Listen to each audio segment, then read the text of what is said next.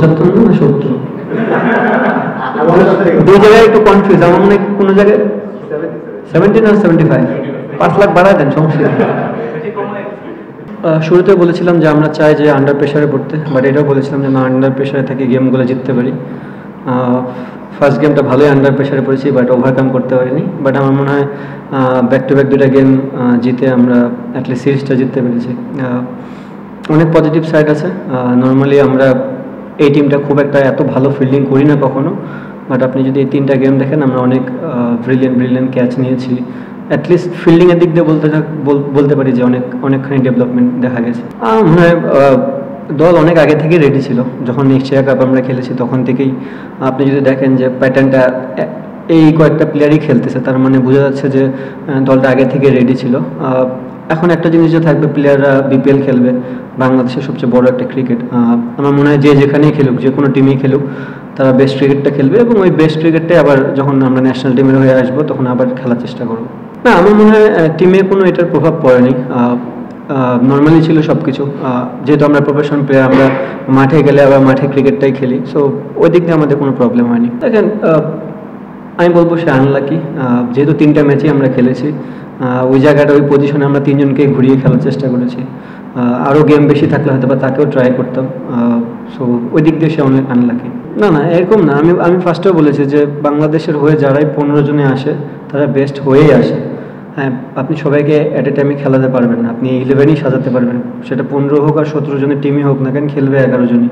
So আমরা প্রত্যেকটা দিন ট্রাই করেছি আমাদের বেস্ট 11টা খেলানোর জন্য, এবং যদি আরও ম্যাচ থাকতো তাহলে হয়তো বা ট্রাই করা যেত। না ভাই, আমি খুব একটা কনসার্ন না ওই জায়গাটায়। আমি আগেও বলেছি যে আমাদের প্রত্যেকটা সিরিজ প্রত্যেকটা প্লেয়ার ভালো খেলবে না।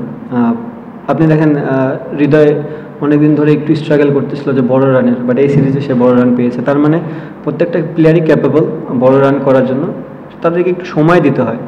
আই হোপ যে তারা বিপিএল খেলবে সবাই এবং বিপিএলে ভালো করবে, এবং ন্যাশনাল টিমে আসলে আমার দরকার মেন জিনিস হচ্ছে ওয়ার্ল্ড কাপ। যদি ওয়ার্ল্ড কাপে ভালো রান করে তাহলেই হবে, আমার আর কিছু লাগবে না।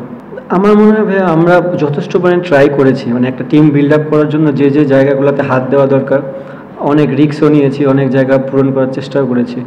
আপনি যদি আজকে দেখেন, আজকে লাস্ট ওভার ফিস কিন্তু বল করে নেই, সাইভ করেছে। সো মানে কি, একটা জিনিস হচ্ছে তাদেরকে গেম টাইম দেওয়া এবং চ্যালেঞ্জ ফেস করা। আমি তো জানি আমার ফিস কি করতে পারে, তাকে যদি আমি 2টা গেম ব্যাক টু ব্যাক নাও খেলাই, 3 নম্বর গেমে যাই ও আমাকে কী দিবে সেই বিলিফটা আমার আছে। বাট যারা গেম খেলে না তাদের জন্য ওই জায়গাটা সিচুয়েশনে পড়াটা খুব ইম্পর্টেন্ট। সো আমরা এই একটা বছর ধরে অনেক ট্রাই করেছি অনেক জায়গায়। আমার মনে হয় আমাদের যে বাঞ্চ অফ ক্রিকেট একটা সার্কেল আছে 15, 16, 17টা প্লেয়ার, তারা অলমোস্ট রেডি এই জায়গাটা খেলার জন্য।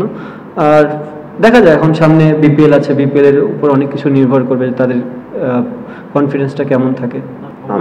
আপনারা চিন্তা করেছেন, বাট আমি কিন্তু প্রেস কনফারেন্সে বলেছি যে হৃদয় বিগ ম্যাচের প্লেয়ার। সো হ্যাঁ, না না, আমি বলতেছি বিগ ম্যাচের প্লেয়ার, সে ওই জায়গাটা ক্যাপেবল দেখে ওখানে আছে। তো আমার কাছে এটা নিয়ে কখনোই সেকেন্ড টাইম কোনো থট আসে নাই যে ওখানে কাউরে ট্রাই করে দেখার জন্য। আমার কাছে মনে হয় যেসব প্লেয়ার এখানে আছে তারা ভেরি মাচ ক্যাপেবল। ওয়ার্ল্ড কাপে খেলে ফেললেই হবে, আর কিছু লাগবে না। এটা বলাটা এখন খুবই কঠিন, যেহেতু বাংলাদেশ একটা বড় লিগ। কোনো প্লেয়ার যদি এক্সট্রাঅর্ডিনারি ক্রিকেট খেলে অবশ্যই তার জন্য জায়গা ওপেন স্টিল, কারণ আপনি প্লেয়ার চুজ করবেন কীভাবে, পারফরমেন্স দিয়ে তো চুজ করবেন। But at the same time আপনাকে এটাও বুঝতে হবে যে প্লেয়ারটা পারফর্ম করতেছে তার কি টিমে জায়গা হবে কি না। কারণ টিমের যে প্লেয়ারটা ওই জায়গায় যদি পারফর্ম করে থাকে, আপনি তো পারফর্ম করা প্লেয়ারকে বাদ দিতে পারবেন না। তো সব কিছু মিলায় এখন অনেক একটা মাস আছে, আমরা চিন্তা ভাবনা করি। আর তার থেকে বড় জিনিস, সবচেয়ে বড় যে ব্যাড নিউজটা সবসময় হয় যে ইনজুরি। দোয়া করেন যেন ইনজুরিটা না হয় কোনো প্লেয়ারের। নির্দিষ্ট কারণ দেখেন, আমরা সাইফকে অনেকবারই ওপেন 4-এ ট্রাই করেছি। সো ওয়াই নট, আমরা চিন্তা করলাম যে ইমনকে একটু করে দেখি, কারণ একটা জায়গায় ফিক্সড হলে আপনার গেমটা একরকম চলবে, বাট আপনি যদি ডিফারেন্ট রোলে খেলেন তাহলে আপনার কখনো সেকেন্ড থট আসবে না যে আপনি এই পরিস্থিতিতে পড়েন নাই, বা ওই চিন্তাধারাতে আসবেন, নেগেটিভ কোনো চিন্তা আসবে না। তো সেই জন্যই আমরা তাকে ট্রাই করে দেখলাম। আমার মনে হয় ওভারঅল ইমন ভালো করেছে এই জায়গাটা। না দেখেন, অ্যাজ এ ক্যাপ্টেন হিসাবে আমি 11 জনই নামাইতে পারবো। সো আমার কাছে মনে হয়, এই জন্যই বললাম যে আমরা একটা বছর ধরে সব প্লেয়ারকে ট্রাই করেছি। আপনি কাউকে খারাপ বলতে পারবেন না। শেখ মেহেদী আমাদের match winner, same goes to নাসুমের ক্ষেত্রেও, কিন্তু নাসুমও ম্যাচ উইনার, আবার রিশাদও ম্যাচ উইনার। সো যখন আমি দেখবো যে 2টা স্পিন খেলাতে হবে, তো ওই জায়গাটা টাফ কল। সামটাইমস আমার পারফর্ম করা প্লেয়াররা বাদ পড়ে, বাট তারাও অ্যাকসেপ্ট করে নেয় এই জিনিসটা। খুব ভালো টিমমেট আমরা সবাই, এবং আমরা সবাই জানি যে টিমের জন্য যে জিনিসটা দরকার তারা সেই জিনিসটা অ্যাকসেপ্ট করে। এবং আমি এখনও বলছি, ভবিষ্যতেও যদি এরকম মনে হয় একটা পারফর্ম করা প্লেয়ারকে ড্রপ পড়তে হবে এবং কিছু করার নেই সেটা, বাট সবাই এটাতে ইউজ টু এখন এই মুহূর্তে। জি এক্সপ্লেন করা হবে না কেন?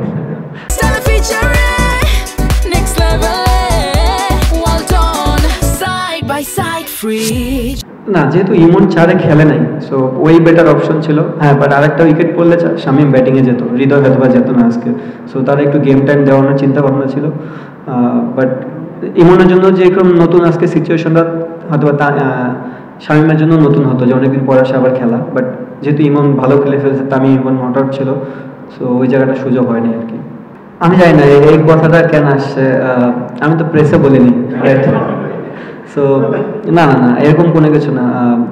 এটা একটা বিশাল রোল, বিশাল দায়িত্ব। এটা যে কোনো মানুষ যে কোনো সময় ছাড়তে পারে না, এবং কোনো ক্রিকেট প্লেয়ারই এই জিনিসটা করবে না। ইনফ্যাক্ট আমিও করবো না। এতদিন ধরে একটা টিমকে এই জায়গাটা টানছি, এই জায়গায় নিয়ে আসছি, টিমটাকে গোছানো হয়েছে। সো প্রত্যেকটা প্লেয়ারের একটা স্বপ্ন থাকে ওয়ার্ল্ড কাপ ইভেন্ট। সো ওই জায়গা থেকে বলবো যে না, কখনো এই জিনিস হবে না।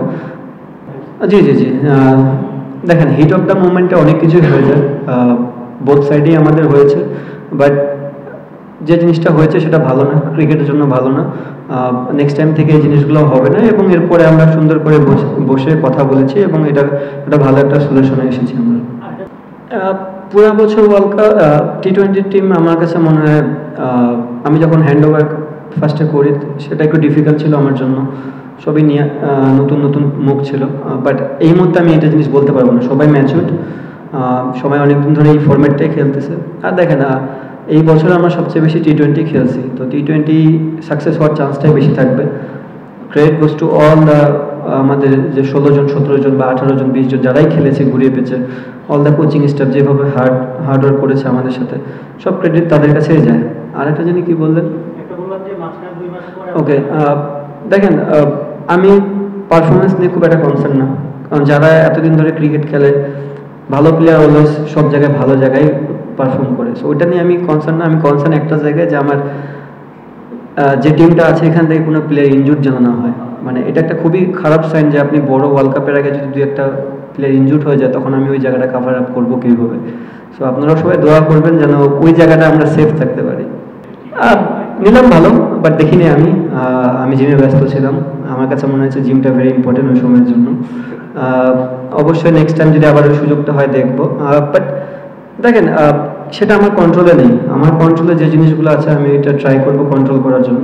বাট আমার যদি মনে হয়, I believe in god. So যদি কখনো গড চায় যে আমাকে বেশি টাকা দিবে, উনি এনে দিবে।